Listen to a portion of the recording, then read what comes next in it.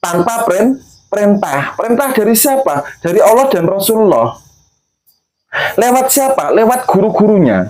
Sekarang saya tanya ini karena saya dalam keadaan marah ya. Habib-habib sudah ditelanjangi, sudah diboroknya, sudah ditelanjangi seperti itu, masih saja merasa berilmu, masih saja tidak tawadhu, masih saja tidak tobat.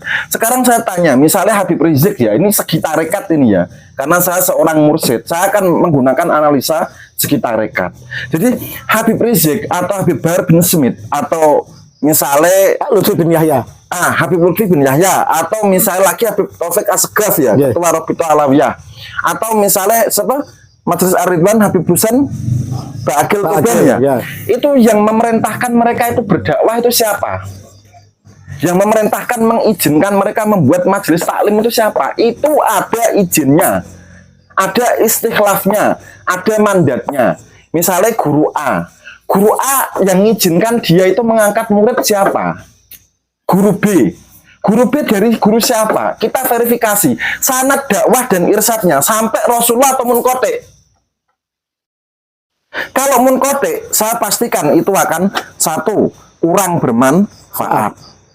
Kemudian yang kedua, kurang berkah. Kemudian yang ketiga, dia biasanya, mohon maaf, tidak bisa mengendalikan ucapannya. Banyak memaki yang aneh-aneh.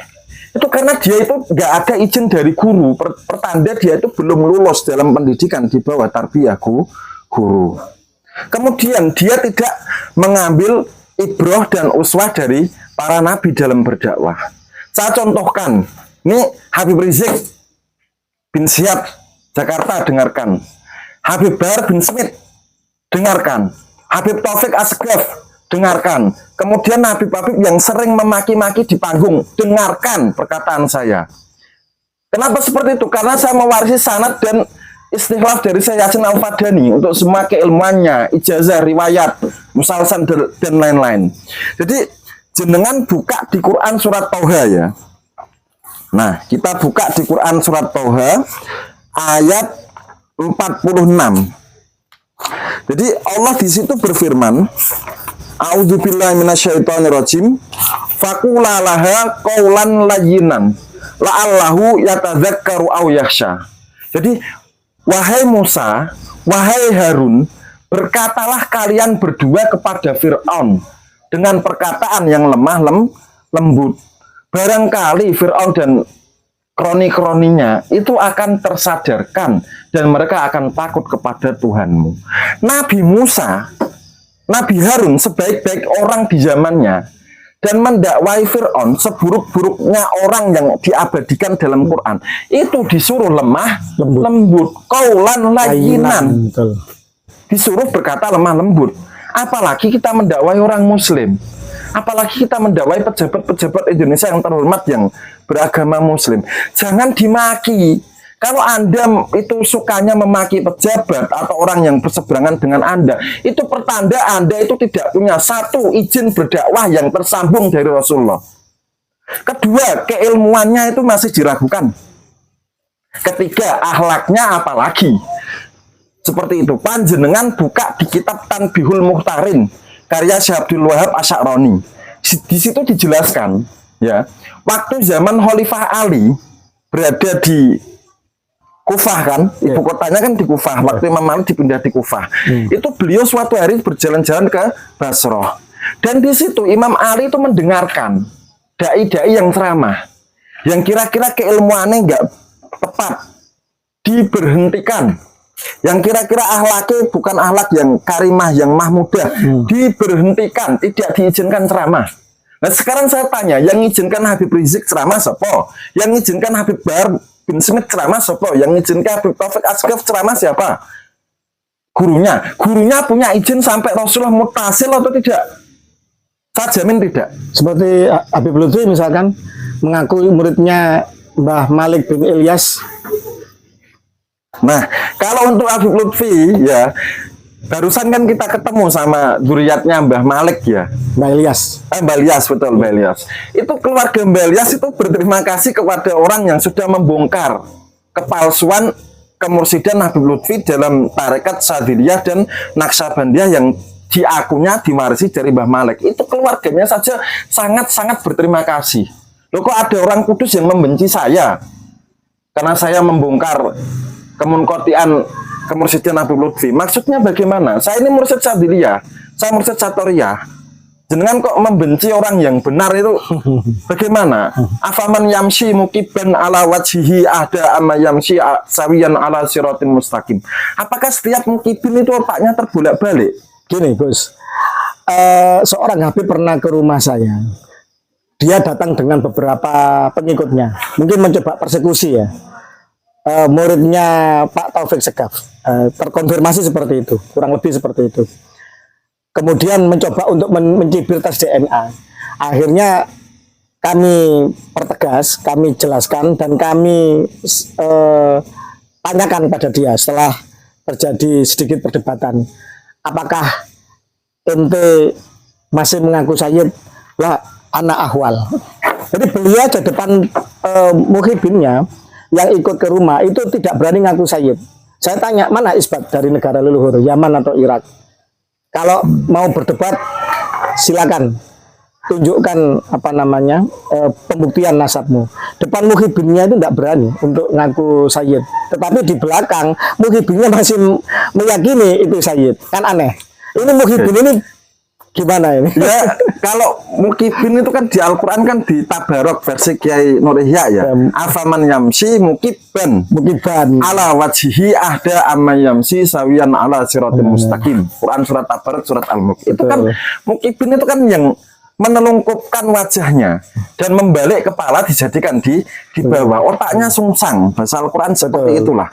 Makanya dari secara rasio ya, secara logis, ketika panjenengan bermubahala dulu, Habib-habibnya itu sebenarnya di dalam dirinya itu sudah tahu kalau udah ragu kalau dirinya Sayyid sebenarnya, dzurriyyah Nabi. Buktinya apa? Mereka tidak bisa menghadirkan kok isbat nasab dari Yaman maupun Irak, negara leluhurnya kan. Betul. Hanya Dusram sendiri di Jakarta. Sebenarnya mereka sendiri ragu. Cuma mukibin yang korban doktrin inilah yang ngeyel, yang mati-matian apa namanya malah menyerang dan meyakini bahwa mereka adalah dzurriyyah Nabi. Dan akibatnya banyak muhibbin, banyak mukibinnya Habib atau jamaknya kabain, kibin dan kabain. Akhirnya mereka yang akhirnya menjadi korban. Ini kan kita perlu prihatin karena mereka bagaimanapun masih saudara kita sebangsa dan setanah air, sama-sama pribumi Nusantara begitu.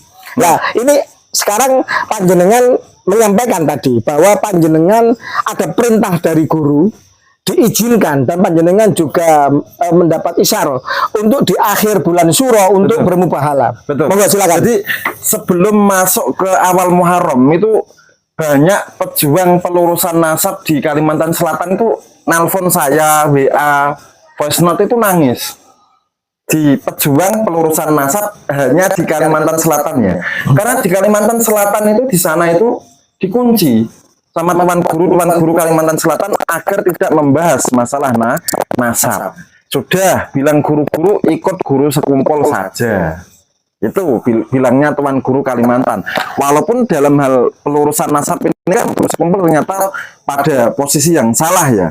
Karena Habib itu tidak terkonfirmasi sebagai dzurriyyah Sayyid Ahmad bin Isa. Tenang saja saudara-saudaraku yang aku cintai, yang ada di Kalimantan, yang di Tanjung Rema, yang ada di Tungkaran, yang ada di Kampung Melayu Ilir, yang ada di dalam pagar, atau yang ada di sekitaran Martapura. Tenang saja, ini Gus Fakih ini dalam rangka, dalam usaha melobi nakit Sayyid Ahmad bin Isa untuk didatangkan ke Indonesia dan menstempel bahwa Ba'alwi itu bukan dzurriyyah Sayyid Ahmad bin Isa garis lurus. Dan kita berusaha untuk mendapatkan foto waktu ziarah di makam Sayyid Ahmad bin Isa yang asli di Najaf Wadi Asalam. Semoga sama Allah dilancarkan segala usaha ini. Amin, amin. Nah, gini, kembali ke mubahala gimana? Sebentar, sebelum ke mubahalah ini. Jadi, saya ingatkan sekali lagi ya, ternyata konten saya kemarin kurang mendapat apresiasi dan pemahaman. Jadi Habib-habib yang pakai jubah, pakai burdah, pakai imamah, jangan sekali-kali menipu orang awam. Ini ada sanate.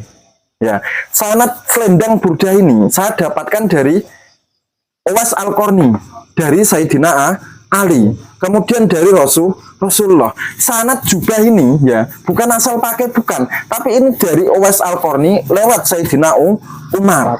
Kemudian dari Rasulullah. Kalau jenengan baca kitab-kitab hadis itu kan masyhur. Masuk. Sayyidina Umar sama Sayyidina Ali disuruh mencari Uwais Al-Qarni.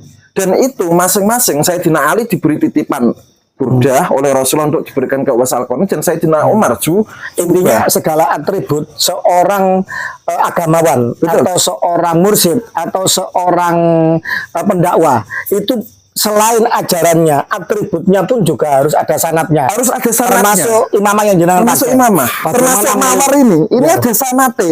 Ini ciri tarekat Qadiriyah. Karena mawar itu bahasa Arabnya war. Kalau kita tasghir jadi wir, artinya wirid. Dia harus menjaga wirid-wiridnya.